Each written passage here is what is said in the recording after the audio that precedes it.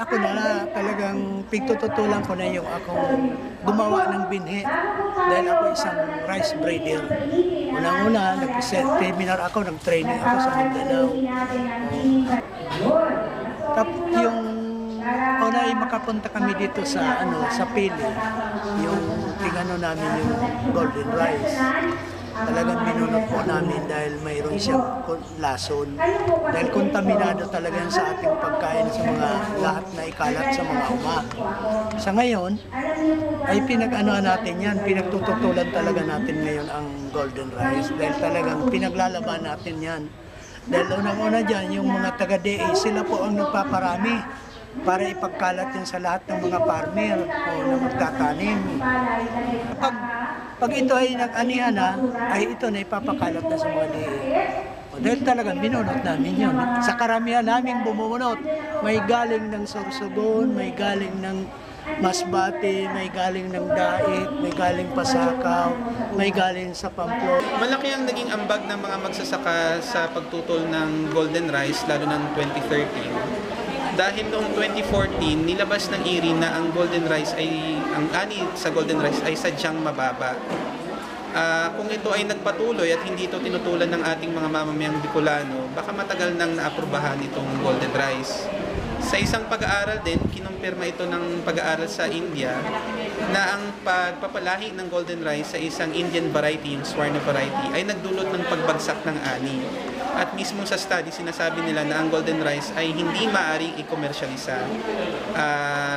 Ang pagbagsak ng ani ay dulot ng pagbabago, problema dahil nagkaroon ng pagbabago mismo doon sa lahi ng palay at nakaapekto sa kanyang kakayanan na lumikha ng palay. Kung kaya yung ginagawa ng mga mamamayan ng Bicol noong 2013 hanggang sa ngayon ay malaking ambag para itigil at ihinto itong golden rice. Ngayon po, matapos ang matagumpay na kampanya noong 2013 kung saan mahigit 400 mga magsasaka, consumers at mga mamamayan ng Bicol ay sama-samang binunot ang golden rice.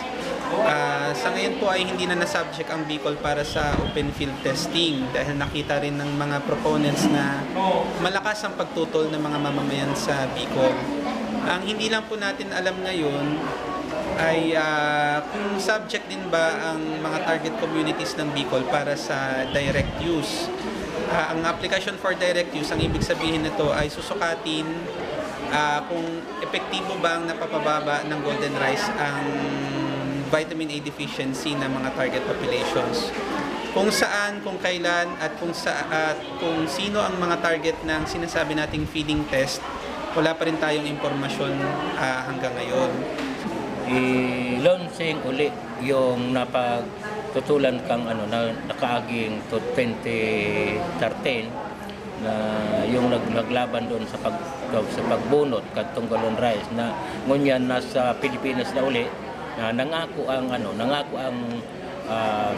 DA kang Bicol na dain na sinda mapatanom. Tanong niyan ginibo na naman sa ibang sa Luzon na bako lang sabi sa duman sa sa Nueva Ecija nagkaigwa ning yan field testing naman.